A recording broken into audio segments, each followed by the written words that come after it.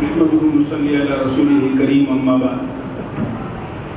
ویسے ابھی مولانا نے جو اعلان کیا ہے وہ میرے ذہن میں یہ تاثرات سے پہلے کی کچھ باتیں تھیں، لیکن ان نوجوانوں کی تاثرات سننے کے بعد ہماری بات بدل گئی ہے۔ اللہ تعالیٰ ان سب کو جزائے خیر عطا فرمائے کہ یہ تاثرات کے ذریعے سے انہوں نے ایک بہت بڑا پیغام دیا ہے۔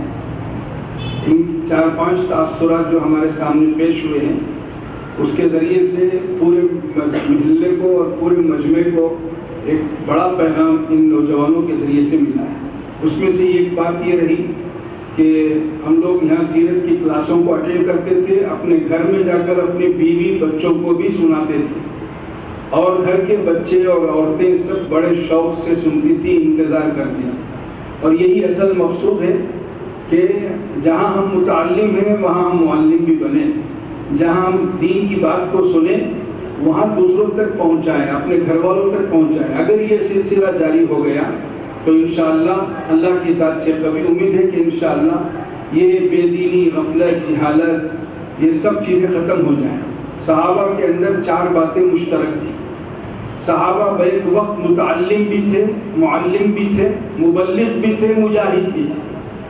حضور کی مجلس میں آتے تھے صحابہ متعلم بن کر آتے تھے، شاگرد کی حیثیت ہوتی تھی ان کی، اور جب گھروں کو جاتے تو معلم بن جاتے، اپنے بیوی بچوں کو سناتے تھے، سکھاتے تھے، اور یہی دین کی بات دوسروں کو پہنچاتے تھے مبلغ کی حیثیت سے۔ جب کوئی دین کا تقاضا ان کے سامنے آتا تو یہی صحابہ مجاہد بھی بن جاتے تھے۔ تو یہ شان صحابہ کے اندر تھی، متعلم بھی، معلم بھی، مبلغ بھی، مجاہد۔ تو اس طرح یہ تاثرات کے ذریعے سے ایک پیغام انہوں نے دیا کہ جو کچھ دین کی بات ہم سنیں، جو بھی پروگرام میں جہاں بھی اس طرح کی دین کی بات ملے، وہ صرف اس لیے نہیں کہ ہم سن کے خاموش رہ جائیں بلکہ وہ بات دوسروں تک پہنچ جائے۔ تو اس لیے مجمع سے میں گزارش کرتا ہوں، چونکہ اصل کتاب حضرت مفتی صاحب دامت برکاتہم کا ہے، انشاءاللہ حضرت بات کریں گے، اس لیے کہ میں وقت کو طویل نہیں کرنا چاہتا۔ آپ تمام حضرات سے یہ گزارش ہے، آپ سب نیت کریں انشاءاللہ جو کچھ باتیں یہاں سنیں گے، جو تقاضے ہمارے سامنے آئیں گے، انشاءاللہ ان باتوں کو، ان تقاضوں کو عمل میں بھی لائیں گے، دوسروں تک بھی پہنچائیں گے انشاءاللہ۔ دوسری بات جو تاثرات کے ذریعے سے جو سامنے آئی، ہمارے پرنسپل صاحب نے درخواست کی اور اس کا اپنے تاثرات میں کہا کہ یہ پروگرام جو اس مسجد عقبہ میں چلا ہے وہ صرف مسجد عقبہ میں نہ ہو بلکہ ہماری ہر مسجد میں یہ پروگرام ہونا چاہیے۔ ماشاءاللہ اس علاقے کے ذمہ دار علماء اسٹیج پر بیٹھے ہیں اور ذمہ دار حضرات بھی اس مجمع میں آئے ہوئے ہیں۔ تقریباً اطراف و اکناف کے 40 مساجد کے ذمہ داروں کو بلایا گیا ہے، ائمہ کو بلایا گیا ہے۔ میں تمام سے درخواست کرتا ہوں، چونکہ سیرت کا تعلق ہے، حضور سے نسبت ہے، اس طرح کا پروگرام گلی گلی میں ہونا چاہیے، ہر محلے میں ہونا چاہیے، تاکہ لوگوں کے اندر، بچوں میں، بچیوں میں، عوام میں، مسلمانوں میں بیداری پیدا ہو سیرت سے متعلق۔ جیسے بہت سارے لوگوں نے کہا کہ ہم جمعہ میں تھوڑا تھوڑا سنتے تھے بیانات میں، لیکن یہاں ولادت سے لے کر وفات تک اور ہجرت سے لے کر، یعنی بعثت سے لے کر ہجرت تک پوری تاریخ، مختصر سی تاریخ ہی صحیح ہے، ایک اچھا نقشہ بیان کیا گیا۔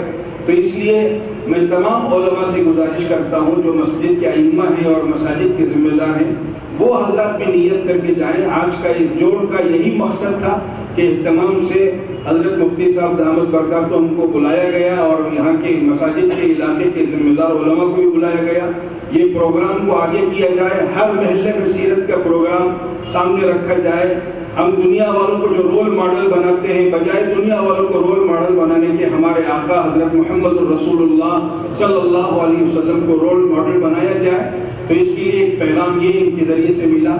اسی طرح یہ تاثرات میں ایک ساتھی نے یہ کہا کہ ہم پہلے بھی بیانات سنتے تھے، لیکن جب سے سیرت کا عنوان سے ہم سننے لگے اس کے بعد ایک عجیب سی کیفیت ہماری طبیعتوں میں آ گئی ہے۔ درود پہلے بھی ہم پڑھتے تھے، لیکن اب جب درود پڑھتے ہیں تو درود کی کیفیت ہی الگ ہوتی ہے، حضور کی سیرت سامنے آ جاتی ہے، حضور کی زندگی سامنے آ جاتی ہے۔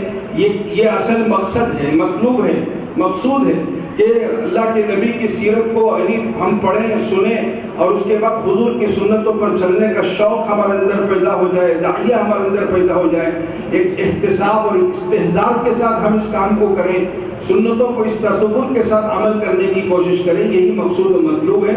جیسے ان کے تاثرات کے ذریعے سے بات آئی، الحمدللہ بہت اچھی باتیں ان کے سامنے سے آئی۔